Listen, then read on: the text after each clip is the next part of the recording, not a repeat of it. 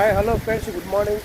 చూడండి ఫ్రెండ్స్, కోవిడ్లో అయితే ఈరోజు వర్షం బాగా కురుస్తుంది. అది చూడండి, ఫుల్గా పడుతుంది వర్షం అయితే.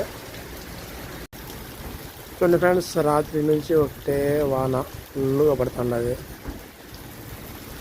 ఇప్పుడైతే నేను మెడికల్ సెంటర్కి వచ్చాను ఫ్రెండ్స్. మా ఇంట్లో పని వాళ్ళు వచ్చి మెడికల్ చేయాలంటే ఇదే మెడికల్ సెంటర్ కోవిడ్లో.